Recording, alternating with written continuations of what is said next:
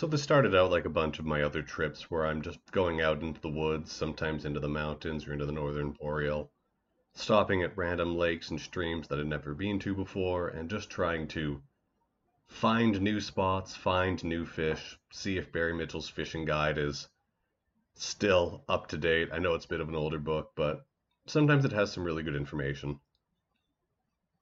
And also just getting out and communing with nature. It's something that's really good for me, getting out of the city, going back out on solo camping trips.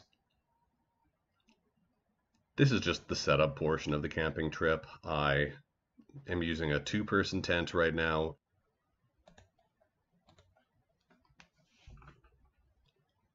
As you can see, the inside has a lot of space. I bring a lot of extra bedding on these trips just in case it gets cold at night. Mountain weather can change on a dime.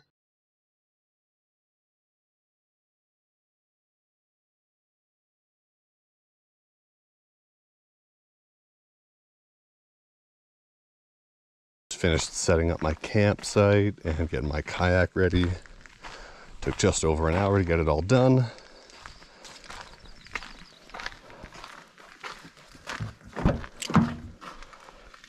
As always, when I'm in bear country, I try and keep all my food and toiletries and anything that smells delicious in the truck. Fed bear is a dead bear. Oh, one of the greatest things that I've actually gotten while camping was actually passed on by my wife. Her family used to always have this little refillable water cube, and they stopped camping when my wife was young, and they just kept it in the family, and I have been using it a lot. It can store quite a bit of water. I feel like it's at least 10 liters, possibly more. But it's great when you're out in the middle of the bush. You don't know how long you're going to be out. Gives you a bit of peace of mind. This is the Hilleberg Namatj 2. I don't know how to properly pronounce it. It's one of those Scandinavian languages which has a lot of letters I don't quite understand. I put the big wood stumps on the end because I kept tripping over the guy lines. But let's take a peek inside the tent. As you can see, it has a very roomy vestibule. I've got room for my backpack, a couple other things. I'm actually going to open up these little vents on the end. It is June and it's going to be pretty toasty during the day.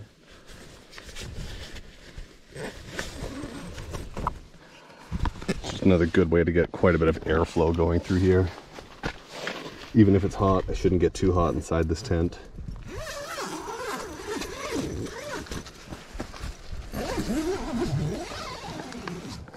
I really like the construction of this tent. Nice little mesh vents everywhere. Quite a bit of room between the inner and the outer, which should prevent any water transfer between the two sides. I've got quite a bit of bedding on this trip, which is nice because when I'm camping out of the back of the truck, I can bring a bit of extra stuff. Have some reading material for later, and also if I get stuck in here because of any storms. It is June in Alberta, so the chances of storms are quite high. And my kayak. That's what I'm using today. It's the Aquaglide Blackfoot Angler 125 HB. It is an inflatable kayak, probably about, I'm guessing 10 feet long. Has a lot of nice features, including the built-in Scotty mounts on the side. You could hook any fish finder, rod holders, anything like that. Nice convenient carry handle on either side when you're portaging.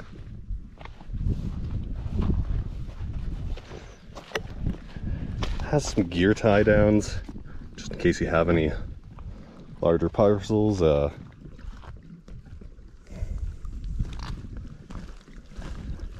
one drawback is the seat, which I hear they have upgraded for the newer Aquaglide inflatable kayaks.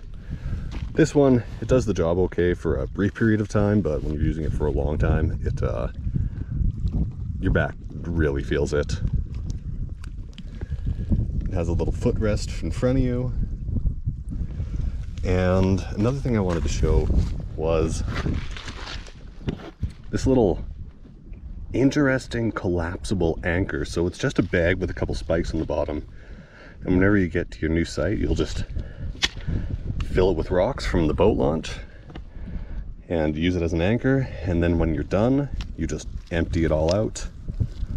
I just tie it on right now with the cheapo nylon rope.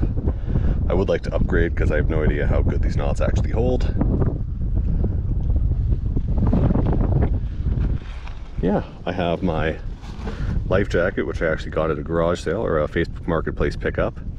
This thing's fantastic. It's a kayaking life jacket, so it has a bit of extra room around the armpits so you can paddle easier. Today I'm going to start off with the ugly stick, my little spinning rod here. Try out with some spinners, maybe some small spoons, and see if I can get any trout. And I might move on to my fly fishing gear later, so let's get on the water.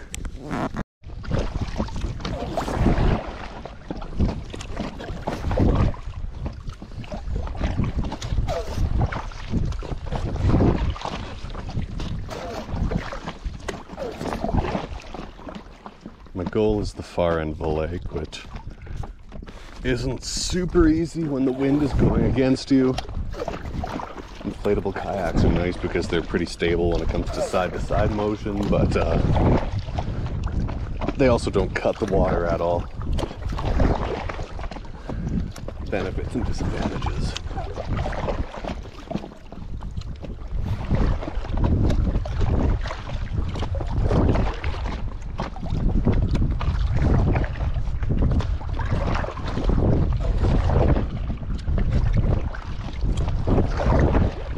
On the spinner yet, but again, it's the middle of the day. I haven't really had a chance to break down the water here at all.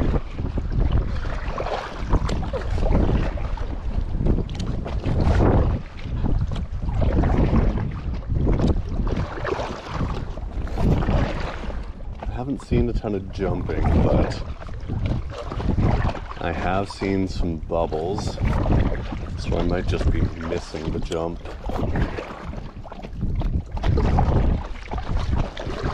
Or else there's just a lot of methane here.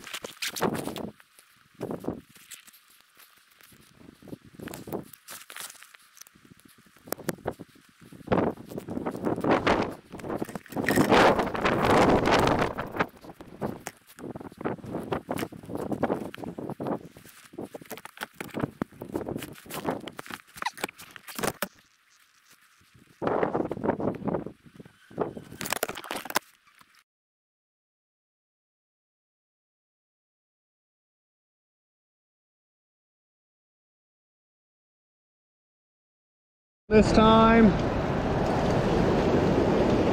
Oh my god. Oh my god, I think this is it.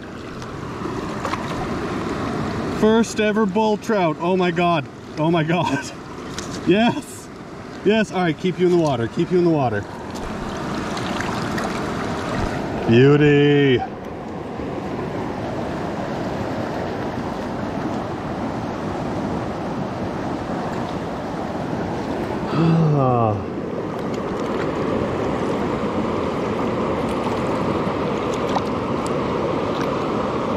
First ever bull trout. God, it's beautiful. No black, put it back.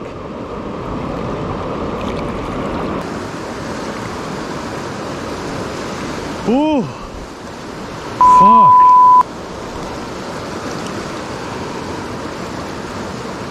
Wow, okay.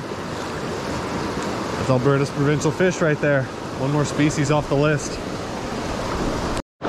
Holy crap, that was fast.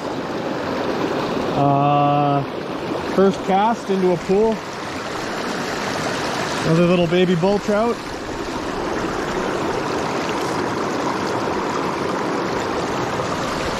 Free to swim another day. Wow, okay.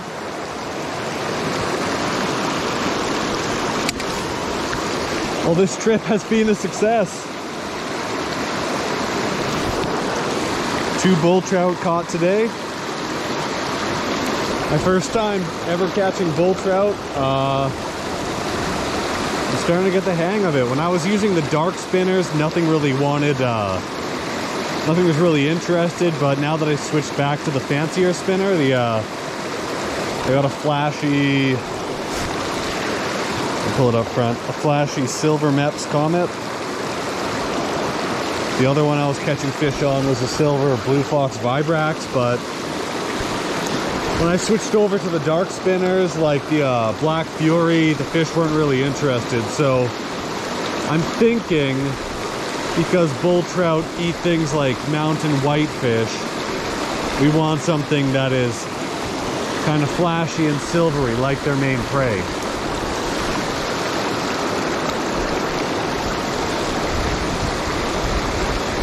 Ah,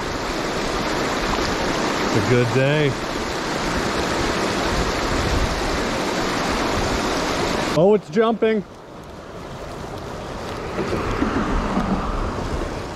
All right, let's see what we've got. Let's see what we've got. Okay. Oh my God. Yes, yes, yes, yes, yes, yes. Oh. Okay.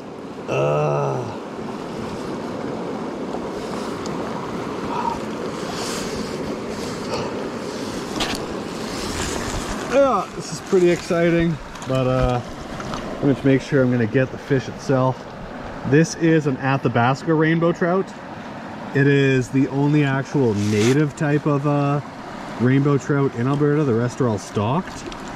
But just look at the colors on this thing. Good Lord.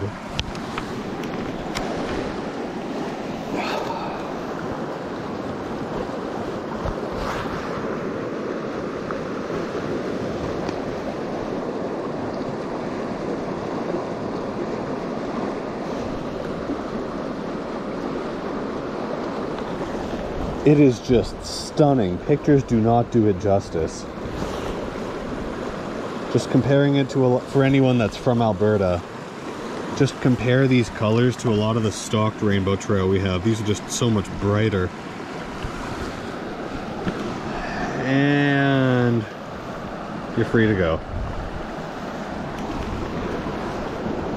Oh my goodness.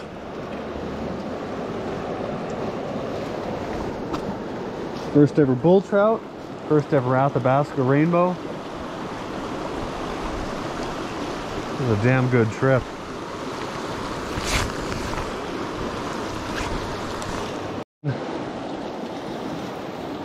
Oh, looks like it might be another rainbow.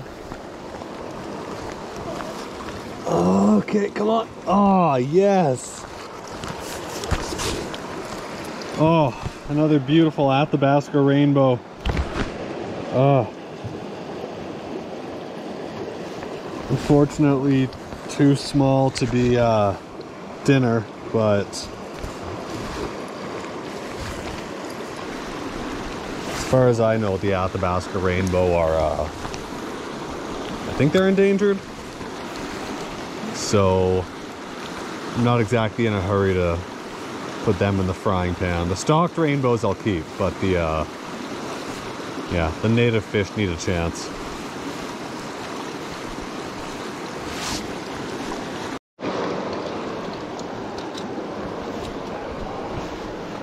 One more little rainbow on the board. It's raining pretty good right now, so I'm kind of hiding under the bridge.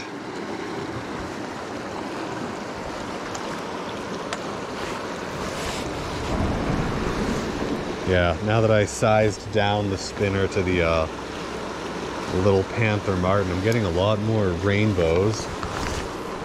Haven't had any bulls in a while.